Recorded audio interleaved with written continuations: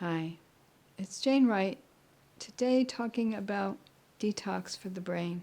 These are general detox for the brain. There's two of them.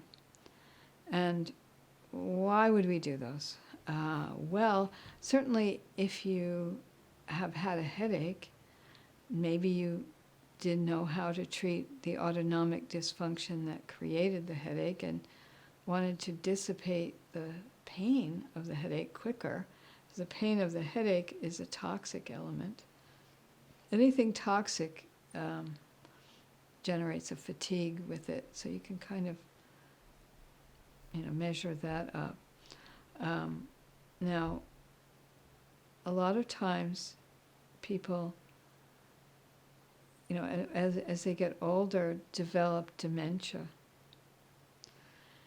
And there's all sorts of things that can bioaccumulate in the brain. Too much, what we just did, nitrogen, too much cholesterol, too much even insulin, all these, there's so many things that can be inappropriately bioaccumulating. So this is going to be a general drainage, but you can add more to this to make it more effective.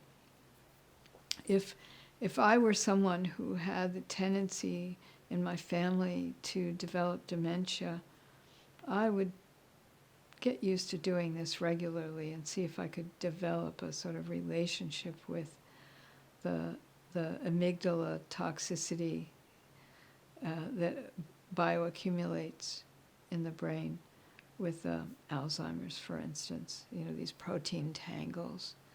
You can keep on top of that.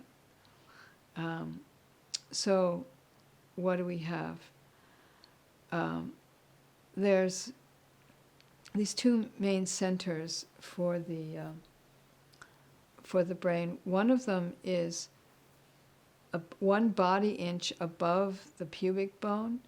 It's 1 body inch across, and so the top of it is 2 body inches up from the pubic bone.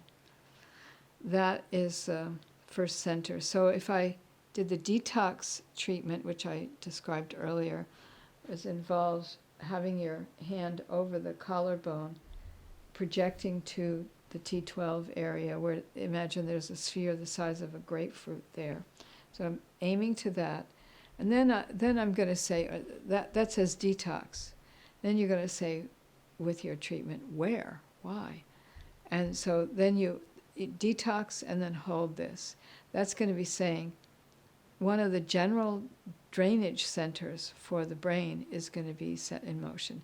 If I don't have any toxicity in the brain, nothing will happen. But if I've had headaches or there are other chemicals that I've been exposed to in my life, you will get therapeutic activity. But certainly any time there's feeling like people call it the cloth brain, or the foggy brain, or that's also indication for doing a detox. So the one detox center is here. The other one is also in the back, but it's easier to grasp from the front. And it is T6 to T12. So T12 is the end of where the rib cage ends, and T6 is the bottom of the shoulder blade. So you grasp that on the front. So first the detox first, and then where? This other center for the brain. So just hanging out in that with those two things connected will drain the brain in a different way than the center above the pubic bone did. And you can, now that you know these general centers for the brain, you can also do restore the compressed etheric with those in mind. So holding this center 2.5 body inches off from the angle of Louis, aiming to the nose and shoulder blades, between the shoulder blades, and making this little upside down V. I mean, you can bring about an enhancement of the etheric in that part of the brain. Yeah.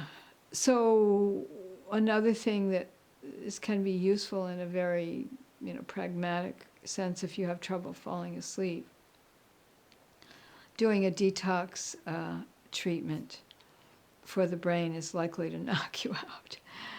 I used to babysit for children, and they would just be so resistant to falling asleep or taking a nap. I'd just do a detox for the brain, and they'd be like, out. So, yeah, that can get a lot more specific. There can be more, chemicals that you want to drain from those centers of the brain, but that's a sort of step.